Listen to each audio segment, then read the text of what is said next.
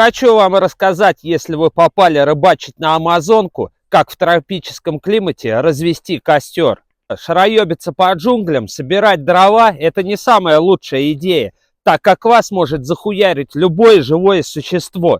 Как раз вот живой пример, что вас может поджидать в джунглях.